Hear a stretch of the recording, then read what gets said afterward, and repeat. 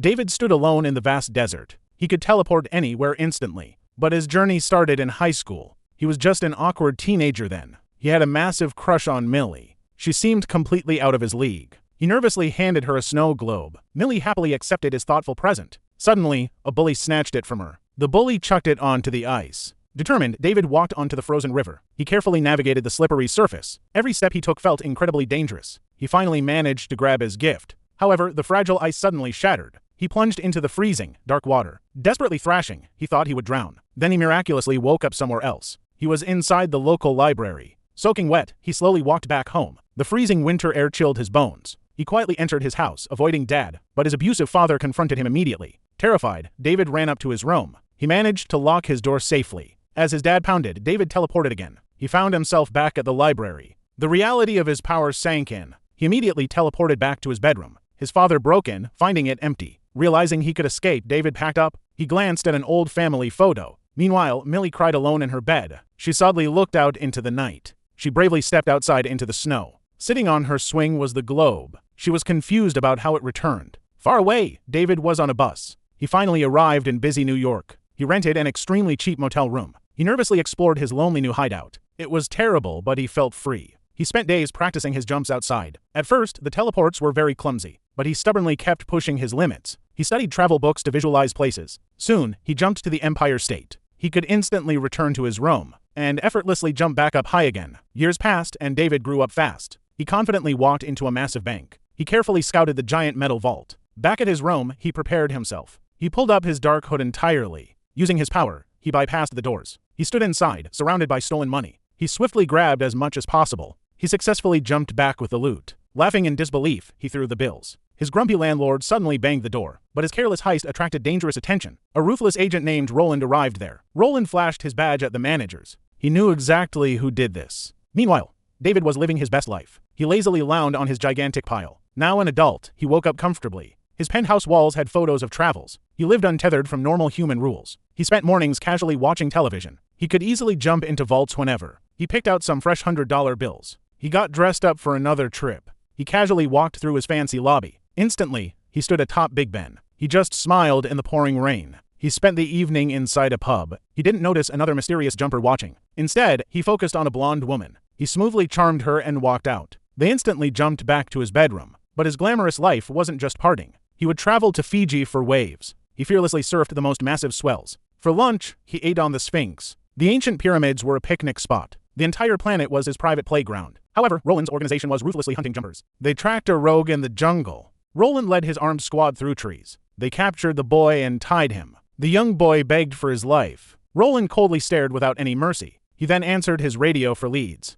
Back in New York, city lights sparkled. David returned to his penthouse very late. He took off his coat, totally unaware. He turned and saw Roland waiting silently. The older man held a strange weapon. David tried to play dumb and innocent, but Roland made his deadly intentions clear. The hunter slowly drew his stun baton. He lunged forward and viciously attacked David. David scrambled away to avoid electrical strikes. Roland relentlessly swung his heavy, dangerous baton. The skilled hunter was surprisingly very fast. He grabbed David, slamming him against walls. David struggled violently to break his grip, but Roland easily overpowered and threw him. The hunter tied him down using tethers. Desperate, David managed to teleport through restraints. He barely escaped, leaving his apartment behind. He jumped to his old hometown instantly. He appeared in his childhood home, terrified. He found his abusive father chained up. The old man looked pathetic and broken. David realized Roland had tracked him everywhere. Roland coordinated strike teams to lock down. David sat on a tower, pondering moves. He decided to visit his only love.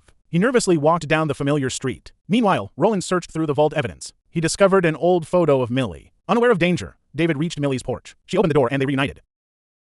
He decided to find his childhood crush. A familiar local bar was her workplace. He spotted Millie working behind the counter. He hesitated to approach her right away. Unexpectedly, his old bully Mark confronted him. David silently tried to walk away, but Millie happily recognized her old friend. He smiled and awkwardly reconnected with her. Mark quickly interrupted their sweet reunion. The arrogant bully aggressively shoved David. A violent struggle broke out between them. Panicking, David subconsciously teleported Mark away. He dumped him inside a dark vault. The bully was left trapped and terrified. David casually returned to the bar patio. Millie noticed his slightly disheveled appearance. He acted like nothing had even happened. They moved inside to the busy counter. David confidently ordered a drink. She gladly served him with a smile. He smoothly lied about his successful career. Taking a sip, he maintained his cover. He asked about her forgotten travel dreams. A customer momentarily distracted their deep conversation. She admitted her life had become stagnant. David wanted to change her dull reality. He boldly invited her on a trip. Moments later, they arrived in beautiful Rome. They wandered through the busy Italian streets. Millie couldn't believe this spontaneous adventure. She happily enjoyed the luxurious getaway. Meanwhile, Roland investigated the vault incident. The ruthless paladin leader demanded answers. He silently observed the interrogation room. Mark sat looking deeply confused and exhausted. He poorly explained the impossible teleportation. Roland realized a new jumper was active. He immediately mobilized his elite hunting team. Back in Rome, David relaxed in his suite. He grabbed an apple, feeling completely invincible. Millie entered the lavish hotel room. She questioned his sudden massive wealth. He smoothly brushed off her deep suspicions. She reluctantly accepted his vague explanations. The romantic tension quickly grew between them. She reached for a dress in the closet.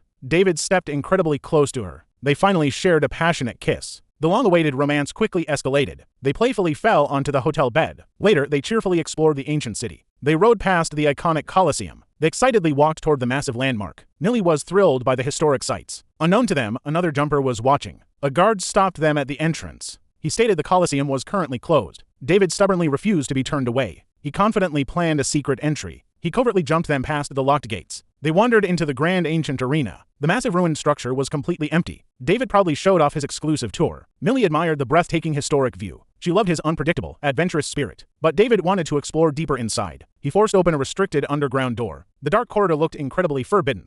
Millie nervously hesitated at the dark threshold. She asked if this was truly safe. He softly promised to protect her. David ventured further into the restricted ruins. He suddenly encountered the other mysterious jumper. The strange boy furiously swung a club. Griffin edgily dodged an incoming threat. He warned David about the deadly paladins. The hunters had already tracked them here. Heavily armed men suddenly ambushed them. Griffin fought back with his wooden club. David was brutally knocked to the ground. Griffin desperately battled the trained killers. David struggled to escape the electric tethers. A paladin aggressively fired another restraint. The chaotic skirmish destroyed ancient statues. The two jumpers barely managed to survive. Griffin dragged David through a quick portal. They safely landed in Griffin's secret lair. Griffin angrily scolded his reckless behavior. He revealed the paladins kill anyone involved. Fearing for Millie, David hastily jumped back. He urgently dragged her out of the ruins. Italian police immediately surrounded the panicked couple. They aggressively questioned the trespassing tourists. David fruitlessly tried to explain the situation. Millie was utterly terrified and deeply confused. At the station, strange weapons lay confiscated. David's belongings were thoroughly searched. Millie desperately tried to answer the police. An officer intensely interrogated the scared girl. An Italian detective coldly observed the suspects. David sat helplessly in a holding room. Suddenly, a mysterious woman entered his room. It was the mother who abandoned him. She secretly warned him to flee immediately. Millie waited anxiously in the main hallway. David rushed out and grabbed her hand. They quickly fled the intimidating police station. They hurriedly walked through the dark streets. Millie furiously demanded to know the truth. They arrived at the busy airport terminal. They stood silently in the check-in line. Millie stared at him with complete distrust. David guiltily avoided her piercing gaze. He quietly opened his stuffed travel bag. He realized he couldn't keep lying. Millie had finally reached her breaking point. She tearfully refused to follow him anymore. She grabbed her luggage and walked away. Meanwhile, Roland relentlessly pursued his next target. The paladin drove through a quiet neighborhood. He arrived at David's childhood family home. He coldly approached David's unsuspecting father. The father casually grabbed a cold beer. Roland smoothly invited himself inside the house. He began asking dangerous questions about David. Roland interrogated David's father in the shadows. The paladin demanded answers about the jumper. Meanwhile, Griffin casually played games in his lair. His hideout walls were covered in warnings. Suddenly, David appeared in the messy bunker. He frantically sought answers about his pursuers. Griffin revealed the dark reality of this war. He explained the enemy's utterly ruthless tactics. The fanatics would hunt them without any mercy. They would surely target David's loved ones next. A wave of sheer panic hit the young jumper. He instantly thought of Millie flying away. David quickly rushed back to his childhood home. The empty house felt ominously silent and cold. He found his father lying lifeless on the floor. He desperately jumped them straight to a hospital. Doctors rushed in, but it was entirely too late. The grieving son wandered the streets in despair. Enraged, he confronted an imprisoned enemy soldier. He aggressively pinned the captive against the wall. He violently demanded to know Roland's exact location. Failing to get answers, he returned to Griffin. David insisted they team up to fight back. The veteran firmly refused the highly dangerous proposal. Working together simply made them much bigger targets. He preferred his own solitary survival strategy instead. Griffin packed his bags to abandon the lair. David desperately pleaded for his crucial combat help. The seasoned jumper ignored his impassioned, naive speech. He walked out into the glaring desert sun. David stubbornly followed him into the vast wasteland. The endless sand offered no real escape route. Griffin told the rookie to just give up.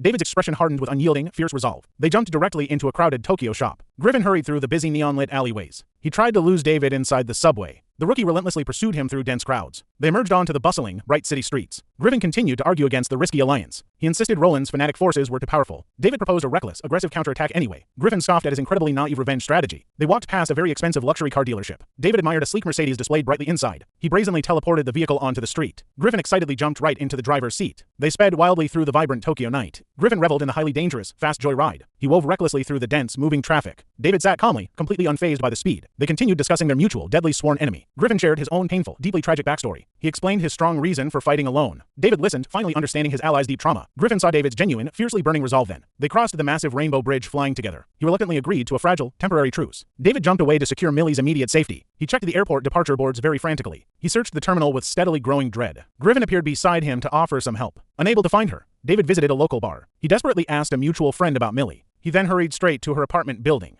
He nervously approached her heavily locked front door. Bursting in, he surprised the completely terrified girl. He urged her to pack her things immediately. David frantically tried to explain the immense danger. Millie was deeply confused by his erratic behavior. He nervously checked the window for any enemies. He begged her to trust him blindly now. She demanded to finally know his hidden secret. David struggled hard to find the right words. Suddenly, Roland barged into the very small room. David turned around in a state of complete shock. The paladin brought his highly lethal tracking equipment. He dropped the heavy grounding device right down. The machine hummed, preparing to trap them there. Meanwhile, Griffin sensed the massive spatial disruption afar. Millie panicked as the machine activated completely fully. David realized their only escape route was blocked. Electric tethers shot out to forcefully bind him. He writhed painfully against the extremely restrictive cables. Roland confidently stepped through the lingering jump scar. The paladin boldly entered Griffin's hidden, secret lair. David found himself tightly trapped in the crossfire. Millie accidentally stumbled through the open scar too. David worried deeply for her very sudden arrival. He silently begged Griffin to somehow protect her. He struggled quite helplessly on the hard floor. The tethers continued to violently shock his body. Roland unsheathed a specialized, incredibly deadly hunting blade. David desperately tried to quickly teleport away again. Griffin fought back bravely with a massive flamethrower. Roland remained completely unfazed by the intense flames. Griffin smartly jumped away to find heavier weapons. Millie hid in utter terror from the chaotic battle. David finally managed to forcefully rip the tethers. Griffin boldly dropped a whole bus on Roland. A huge explosion violently rocked the entire hideout. David shielded himself from the very intense blast. Millie screamed loudly as heavy debris flew past. David quickly checked to see if she was hurt. She looked around at the sheer, complete destruction. David realized Roland's deadly bomb was still active. He desperately needed Griffin to expertly disarm it. Millie watched the ticking, ominous countdown in horror. Griffin lay badly injured on the dusty floor. Millie urged the boys to quickly do something. David ran over to his wounded, fallen ally. He pointed very urgently at the armed explosive. Griffin panicked, fully realizing they were out of time. David demanded he properly disarm the device immediately. Griffin frantically worked on the highly complex wires. He laughed manically as the deadly timer stopped. He proudly showed off his very quick handiwork. David was definitely not amused by the close call. They pushed the safely deactivated bomb aside then. Later, they rested atop the massive ancient pyramids. The brutal battle later continued on a moving bridge. Griffin was violently tackled to the hard ground. They somehow ended up on a massive skyscraper. They tumbled over the steep edge fighting wildly. They ultimately crashed safely into a crowded pool. He watched the heavy truck plummet downwards. It crashed violently into the ruined landscape. Griffin quickly scrambled away from the wreckage. He saw his wounded ally on the ground. Desperate, he leapt onto a towering pylon. Sparks showered around him as he climbed higher. His rival taunted him from down below, but he refused to surrender the bitter fight. Instead, he teleported to her quiet apartment. A fierce struggle immediately broke out inside. The relentless assassin cornered him with tethers. The violent clash tore through the thin walls. He barely survived the relentless physical assault. The entire building suddenly began to collapse. They were quickly swallowed by rushing water. The massive flood submerged the entire room. He desperately tried to save his girlfriend. They fought their way to the watery surface. Exhausted, they gasped for air among ruins. The destroyed library offered temporary safe cover, but the ruthless hunter was still dangerously nearby. So he jumped them to a desolate cave. He left his defeated enemy stranded there. The bitter rivalry had finally reached its end. The assassin was trapped in the vast canyon. With the threat gone, he returned home safely. He approached his old home in the snow. His girlfriend cautiously opened the door for him, but his mother quickly stepped between them. She sternly warned him to stay far away. He listened quietly to her harsh words. She revealed the dangerous truth about his past. He finally understood his mother's difficult choices. The painful memories flooded back to him then. She had always just wanted to protect him. He accepted the difficult reality of their lives. Without another word, he turned to walk away. He stepped back out into the freezing cold. He found his girlfriend waiting in the snow. She smiled and asked to go somewhere warm. He gladly agreed to leave the cold behind. They instantly vanished into thin air together.